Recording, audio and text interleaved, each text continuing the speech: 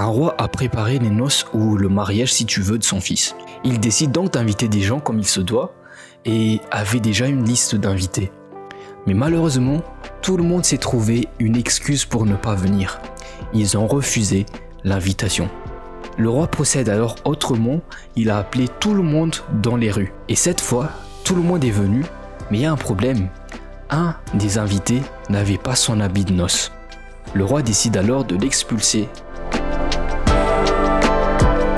En fait, cette histoire est une parabole que Jésus a donnée pour expliquer le royaume des cieux. On le retrouve d'ailleurs dans Matthieu chapitre 22 et je t'encourage à le lire toi-même. Tu sais, la question qui se pose, c'est pourquoi est-ce si important de venir avec cet habit de noces ? Pourquoi être encore aussi strict sur ça alors qu'on a été invité ? Et la réponse est très simple.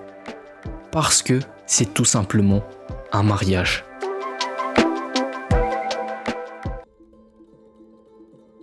Imaginons que cette personne n'avait vraiment pas pu se procurer un habit de noces. Voici quelques possibilités. Dans le cas où elle n'avait pas d'habit de noces dans son armoire, elle aurait pu s'en acheter ou s'en faire fabriquer. Mais disons qu'en plus de ne pas en avoir dans son armoire, elle n'avait pas non plus les moyens de s'en acheter. Dans ce cas, elle aurait pu emprunter auprès de ses proches. Et si en plus de tout ça, personne n'a voulu lui emprunter. Dans ce cas, je pense que si c'était vraiment important pour elle de venir à ce mariage, elle serait venue vers le roi pour exposer sa situation et je suis certain que le roi lui-même lui aurait emprunté, voire même donné un habit de noces. Soit, le dernier cas, elle ne serait pas venue. Dans tous les cas, ne serait-ce que le fait de savoir que c'est un mariage devrait automatiquement nous dire qu'il faut s'habiller comme il se doit. Si ce n'est pas le cas, ça voudrait dire qu'on ne sait pas ce que c'est un mariage. Ou au contraire, on sait très bien ce que c'est un mariage, mais on refuse d'intégrer toute la notion du mariage, on prend seulement ce qui nous plaît. On sait qu'il y aura la nourriture, on sait qu'il y aura de l'ambiance, on sait que c'est une fête, mais on refuse qu'être à ce mariage nécessite d'être habillé correctement. Personnellement, je n'oserais même pas venir à un mariage en m'habillant de la sorte. Je n'honore ni l'invitation du roi, ni le roi lui-même. Mais cette personne est venue sans son habit de noces. Même si cette parabole nous parle d'habits, il ne s'agit pas d'apparence, mais d'un état de cœur. La nuance qu'on peut avoir avec ce genre de parabole, c'est de croire qu'entrer dans le royaume de Dieu se mérite. Mais rappelle-toi, personne n'a mérité de venir à ce mariage, c'est une invitation. Mais venir sans son habit de noces montre que ce mariage ne m'intéresse pas. Je viens pour la fête, pour la nourriture, pour l'ambiance, mais pour le reste, ça m'est complètement égal. Il ne s'agit pas de mériter d'être à ce mariage, car tu es invité, mais il s'agit d'honorer celui qui t'invite.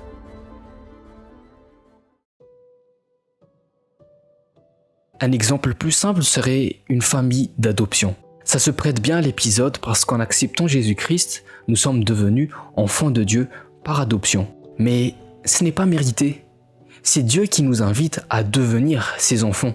Et le passage biblique qui nous résume tout ça, c'est dans Jean chapitre 1, versets 12 à 13, lorsque Jésus est décrit comme une lumière. Il est écrit qu'à ceux qui l'ont reçu, à ceux qui croient en son nom, elle, la lumière qui est Jésus-Christ, a donné le pouvoir de devenir enfants de Dieu, lesquels sont nés non du sang, ni de la volonté de la chair, ni de la volonté de l'homme, mais de Dieu. Ce passage nous montre qu'une fois qu'on a accepté Jésus, nous sommes réellement enfants de Dieu. Nous ne le sommes pas à moitié, mais pleinement. Dans 1 Jean chapitre 3 verset 1, il est écrit « Voyez quel amour le Père nous a témoigné pour que nous soyons appelés enfants de Dieu, et nous le sommes. » Et pour te montrer qu'il s'agit effectivement d'une adoption, la Bible nous dit dans Romains chapitre 8 verset 15 que nous avons reçu un esprit d'adoption par lequel nous crions « Abba Père ». Donc, l'Esprit de Dieu en nous nous rappelle que nous sommes enfants de Dieu, et cet esprit est un esprit d'adoption, c'est l'Esprit de Jésus-Christ en nous. Quand Dieu nous voit, puisqu'on a accepté son invitation par Jésus-Christ, il voit vraiment son enfant. Il ne fait plus de distinction entre Jésus et toi. Mais ça reste une adoption. Ce qui veut dire que toi et moi, même si aujourd'hui nous sommes enfants de Dieu, ça n'a pas toujours été le cas. On a connu un environnement complètement différent de cette nouvelle famille. On ne sait pas comment vivre comme eux, même si aujourd'hui nous sommes à 100% membres de cette famille. Et dans cette famille, il y a des comportements à avoir. Il y a les règles de la maison qui sont déjà établies. Donc il faut qu'on apprenne. Et c'est ce qu'on appelle la progression dans la sanctification. En fait, au niveau de notre identité, nous sommes déjà saints car Jésus nous a sanctifiés une fois pour toutes. C'est pourquoi nous pouvons être enfants de Dieu. Mais au niveau de nos comportements, nous devons progresser dans notre sanctification. De ce fait, nous ne progressons pas dans la sanctification pour mériter le royaume de Dieu ou pour mériter d'être enfants de Dieu, car Jésus nous l'a donné. Mais nous devrions le faire parce que, tel un enfant adoptif qui intègre une nouvelle famille, on se doit de vivre comme eux. Et c'est là que je te parle de cœur. Si on fait le parallèle avec celui qui est venu sans son habit de noces au mariage, un enfant qui se dit « je ne changerai pas mes comportements, je ne veux pas apprendre à vivre comme vous », c'est comme si c'était celui qui est invité au mariage, qui est venu au mariage, mais finalement se refuse de se comporter comme un vrai invité à ce mariage. Cette progression dans la sanctification nécessite de la patience. Quand on parle de progression ou tout simplement d'apprentissage, on avance toujours de pas à pas comme un enfant qui grandit. La Bible nous dit dans Proverbes 4:18 « Le sentier des justes est comme la lumière resplendissante dont l'éclat va croissant jusqu'au milieu du jour. » Dans ce proverbe, on parle de sentier, donc de chemin. Et il est dit que notre chemin est comme une lumière qui va jusqu'à son éclat le plus fort. J'ai envie de te dire que tant que nous sommes sur terre, telle sera notre vie. Un apprentissage sans fin jusqu'au retour de Jésus-Christ.